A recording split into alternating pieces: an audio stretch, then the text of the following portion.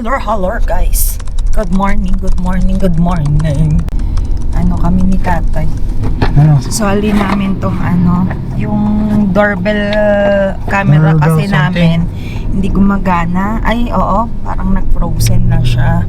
Naka-isang oras na kami sa call ng technician, hindi pa rin gumana. Na-connect pa sa ibang bahay. So, pinadalhan niya kami ng bago. As kami na yung nagkabit. Ay, si tatay pala yung nagkabit. Tapos ako lang yung nagkabit sa network. Kaya mas okay na. So ngayon, kailangan namin ibalik yung old doorbell for free sa Telus. Tapos after nun, syempre, alam na. Ano nga ba? Hindi pa pala alam. Basta magkakape kami for sure. Tapos nun, ewan ko saan kami pupunta. Bahala na. Ayaw sumama ng mga bagets na. Sarado pa yung post office kanina. Inantay na lang namin magbukas. Kaya ngayon, dito naman kami. Sa you know. Bagong-bago. Oh, meron daw pistachio beverage. We're here at Tim Hortons, guys. Drinking. We're gonna drink coffee, guys.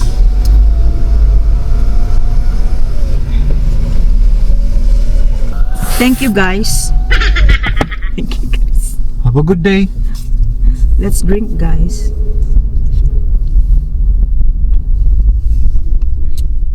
A few moments later. Dito kami sa Costco ni tatay. Nagpapagas kasi mas mura dito. Kita niyo sa members. Yan. Siya, 128. Kasi doon sa amin is nasa 146. So, ang laki ng difference. Punta kami ng premium outlet para doon. Kasi malapit naman yung Costco dito. Sisilip lang kami. Kasi nga, di ba nung pangalan nito? Boxing Day, nandito kami. Hindi naman kami nakapasok sa loob kasi sobrang dami ng tao gawa ng Boxing Day. Wala kang maparkingan. Parang umikot lang kami. So, ngayon, titingnan namin kung anong makikita namin. Hopefully, may maparkingan kami. Mukhang marami namang parkingan ngayon compared dati. Yun baka kasi wala namang masyadong sale. Akala mo naman may pangbili rin kahit sale. Window shopping lang din naman, no? Anyway, mamaya na lang ulit. Hello guys. Ito kami sa premium outlet ni Tete. Nagtutunaw mga kapatid. Nagtutunaw.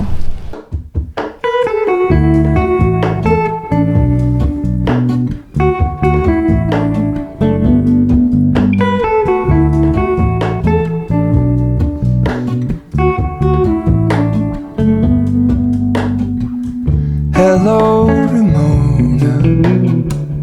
I can't shake the simplest feeling beyond the ghost. So, ayun na nga guys, no? Hindi makapag-isip yung amo natin. Saan na lang kami nakabili? Sa Blue Notes. Dami namin nakitang sale. Dami namin nakita. Kaya lang, hanggang tingin na lang muna tayo. Saka na tayo magbibili. So, uuwi na kami. See you later. Nag-order tayo guys ng Jollibee. Nag-crave kami. 12 pieces. Nag-crave kami kay Bubuyog. Mag-drive-thru kami dito sa Calgary Trail. How's it going, guys? Gutom na ako, guys. Kaya kasi ko nangihina. Ano lang naman kinain natin? Yun lang. Try natin yung ating in-order. Dito palaan. Ito na guys, si Bubuyog. Okay na? The spicy. Ang palabo ka dyan? Uy, yes. Kainan na sa bahay. Ceilings, my only hope. I look for the things I don't know. The next day. Good morning guys. Nandito tayo sa superstore. Mag-ano tayo? Ibili lang ako. Kasi nakalimutan namin bumili ng pagkain ni Milo kahapon. Konti na lang pala. Tapos, yung ibang kailangan sa lulutuin ko. Kasi parang gusto kong ulitin yung yung crunchy tofu na niluto namin last time. Nagustuhan ng mga bata. Yun, at saka yung mga gamit sa bahay na konti lang naman. Konti lang ha, stick to the budget. Puro tissue yung binibili ko.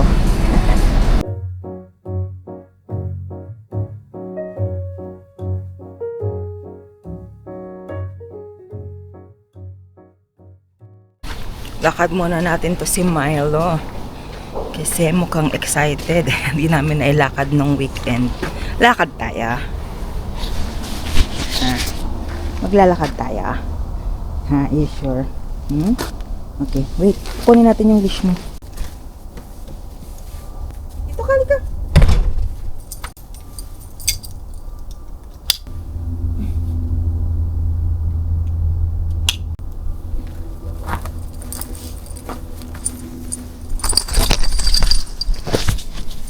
Lakad natin si Milo. Si Milong makulit. Let's go. Ay.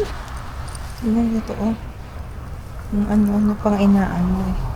Sabagay lang naman ang purpose ko. Paamoy-amoyin ko siya. Minsan kasi mas napapagod siya ng aamoy-amoy na ganyan kaysa maglalakad kami ng malayo. Total maglilinis naman ako mamaya sa bahay. So, yun yung kasunod ng exercise. Makatamad yung panahon. Napaka-gloomy. Pambihira. Ganito talaga yung time na parang alam mo yung nakakatamad lumabas.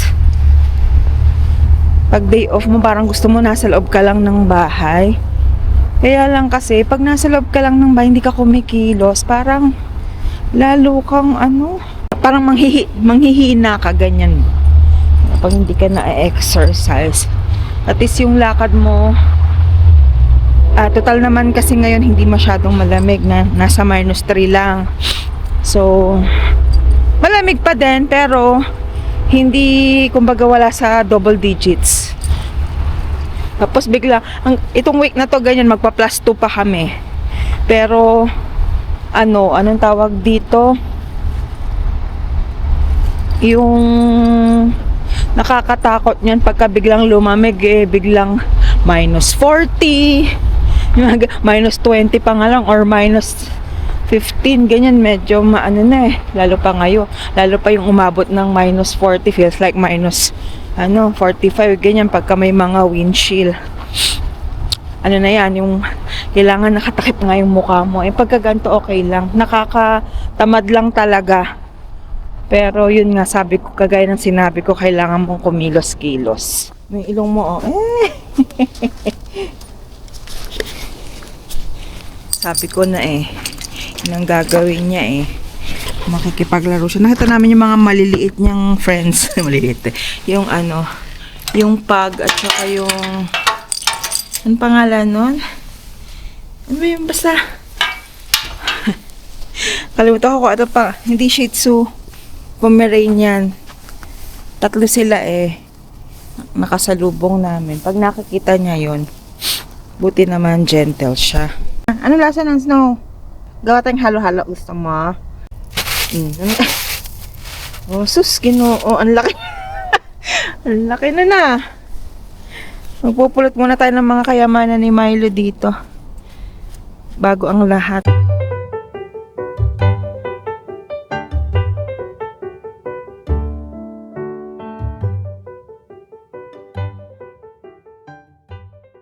Lagay na rin ako ng asin sa harapan. Ito Yan. Hindi tayo niyan. Para hindi madulas yung mga dumadaan. Ay, nako. Winter talaga. Daming basa yung paligid. Daming nilalagay. Mag-shovel na. Anong masasabi mo? Para may gusto kang sabihin na. Sige na. Saan tayo punta? Wala eh. Dito lang eh. Maliit lang yung backyard natin eh. Buti nga may backyard pa. At least ano siya, amoy-amoy, nakapaglaro dun sa ano. Ay ko. Nakapaglaro siya dun sa mga kaibigan niyang malilinggit. Hindi pa ulit namin nakikita yung malalaki niyang friends dyan eh. Kasi iba-iba naman yung oras ko ng paglakad sa kanya. Siyempre depende nga kung ano, yung off ko at saka yung panahon at saka yung kung ano yung mga gagawin. Actually, may gagawin pa tayo ngayon. Isip pa ng iluluto for today's video. Ako na. Tanggal muna tayo. Lilinisan muna natin si Milo bago pumasok. Head underwater, I'm falling back into you. I thought we'd be smarter, I got nothing left to lose. You said you fall with me, no matter how far it goes. Down deep and under,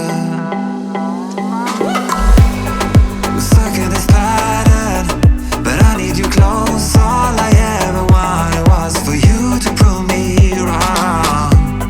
You're changing our colors again and again. I could never let you go.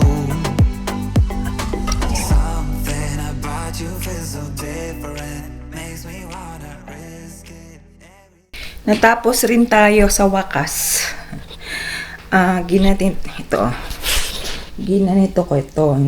Inurong ko ulit sa dati niyang pwesto kasi maganda sana na nandito yung sopano para makasilip si Milo. Kaso tingnan niyo, nasira niya na yung ano. Tinape ko na nga lang to eh. Kasi meron siyang best friend na aso. Pagka dumadaan, ayan oh, ito pasira na din. Hindi ko na alam kung anong gagawin. Ayan, kaya nilagay ko na dyan para siguradong hindi siya makakapunta dyan. Pagka kasi nakikita ni Milo yung kanyang best friend na aso, tahol siya ng tahol, kakaasar. Hindi naman, ano lang siya, nag-iisa lang yun. Basta pag yun yung dumaan dyan, galit na galit siya, hindi ko alam kung bakit. Siya lang naman, pero pag yung ibang aso naman, okay lang siya. Ewan ko kung ano na yun. Para siyang napoposes kung nakikita niya yung kaibigan. Pag nakikita niya yung aso na yun. Kaya, sabi ko kay tata, ililipat ko na muna dito ng pwesto. Para manahimik muna yung bintana namin dyan. At parang yung friend lang niyang aso dyan, pag nandun naman, yun naman, grabe naman, talagang ginaganon yung bintana. Akala mo masisira yung bintana. Buti siya hindi, kaya lang yung, naman ang nadali niya, yung blinds. Actually, gusto ko siyang palitan ng something. Yung gusto ko may ilalagay lang ako na, para open lang yan, kasi gusto ko maliwanag dito. Yung kita mo lang siya from inside, pero pag sila, hindi ka nila nakikita dito. Kaya lang alam ko yung mga ganun pagkagabi, kita ka naman from outside pag nakabukas yung ilaw. So baka pagka ganun yung kurtina na lang ilalagay ko. Ewan ko, bahala na. Sa susunod na. Kasi ito lang nagawa ko for today. Sa susunod na day off naman yung, siguro yung sa may fridge or kung ano man, kung ano ang, maisipan. Alam mo, minsan kasi yung naiisip mo siyang gawin, tapos bigla kang may maiisip na iba na namang gagawin, hanggang sa makalimutan mo na yun yung gagawin mo. Ewan ko, nagiging ganun na ako. Dati pagka, madali akong ma-distract. Pagka kunwari may ginagawa ko, tapos may nakita akong something, lalo na pag nagde-declutter ka, yung nakikita mo yung mga dating mga gamit or anything like that. No, tingin ka ng tingin hanggang sa nakakalimutan mo yung oras, lumilipas na hanggang sa hindi mo na natapos. Kaya ginagawa ko ngayon para matapos lang, yung small steps. Mauna ko muna dito.